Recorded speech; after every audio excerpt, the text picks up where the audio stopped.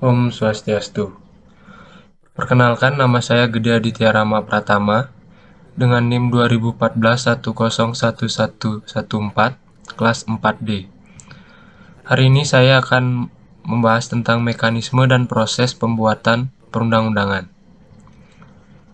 Dalam mekanisme dan proses pembuatan perundang-undangan, saya akan membahas dari penyusunan program legislasi nasional, setelah itu proses persiapan undang-undang dari pemerintah, kemudian pembahasan rancangan undang-undang, dan yang terakhir, pengesahan, pengundangan, dan penyebarluasan. Yang pertama, penyusunan program legislasi nasional. Semenjak amandemen Undang-Undang 1945, pengambilan inisiatif pembuatan undang-undang telah berubah. Yang semula didominasi oleh Presiden, sekarang beralih ke DPR. Dalam program legislasi nasional, instrumen perencanaan program pembentukan undang-undang harus disusun secara terpadu, terencana, dan sistematis.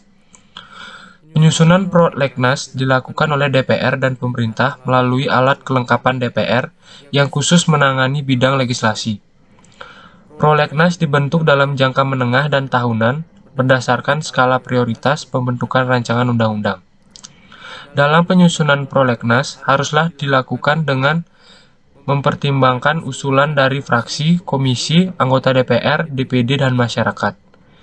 Dari hasil penyusunan prolegnas antara DPR dan pemerintah, setelah disepakati menjadi prolegnas, kemudian ditetapkan dalam rapat paripurna DPR dengan keputusan DPR. Yang kedua, proses persiapan undang-undang dari pemerintah. Di dalam proses penyiapan dari pemerintah, Dewan Perwakilan Rakyat memegang kekuasaan membentuk undang-undang. Setiap rancangan undang-undang yang dibahas oleh DPR dan Presiden haruslah mendapat persetujuan bersama. Apabila salah satu dari kedua lembaga di atas sudah menyetujui suatu ide atau gagasan pembentukan undang-undang, baru dapat dikatakan bahwa rancangan undang-undang yang diajukan itu bersifat resmi dan harus ditindaklanjuti dengan pembahasan bersama di gedung DPR antara DPR dengan pemerintah. Ketiga, pembahasan rancangan undang-undang. Dalam pembahasan rancangan undang-undang terdiri dari dua tingkat pembahasan. Pembahasan yang pertama dilakukan dalam rapat komisi, pansus ataupun rapat balek. Sedangkan pembahasan yang kedua diadakan dalam sidang paripurna DPR untuk menyetujui rancangan undang-undang tersebut. Pembahasan rancangan undang-undang dilakukan oleh DPR bersama Presiden atau Menteri yang ditugasi.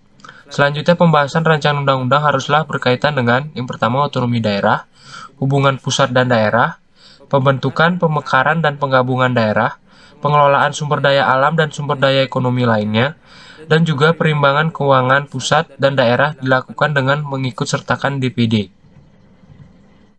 Terakhir, pengesahan, pengundangan, dan penyebarluasan.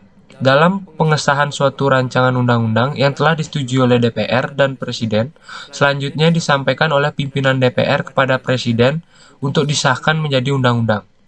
Dalam penyampaian rancangan undang-undang haruslah dilakukan dalam jangka waktu paling lama 7 hari terhitung sejak tanggal penyetujuan bersama. Selanjutnya, peraturan perundang-undangan mulai berlaku dan mempunyai kekuatan mengikat pada saat tanggal peraturan tersebut diundangkan, kecuali ditentukan lain di dalam peraturan perundang-undangan yang bersangkutan. Setelah melewati proses pengesahan dan pengundangan, selanjutnya pemerintah wajib menyebarluaskan peraturan perundang-undangan yang telah diundangkan dalam lembaran Negara Republik Indonesia atau Berita Negara Republik Indonesia. Kesimpulannya, peraturan mempunyai peran yang penting dalam masyarakat suatu negara sebagai alat untuk mendorong perubahan sosial. Peraturan yang dengan sengaja dipilih oleh penguasa pada saat tertentu untuk mencapai tujuan-tujuan tertentu yang diinginkan oleh penguasa tersebut. Kekuatan memaksa sebagai ciri khas norma hukum juga lahir karena hukum dibuat oleh lembaga yang dianggap sah untuk menyelenggarakan jalannya suatu negara.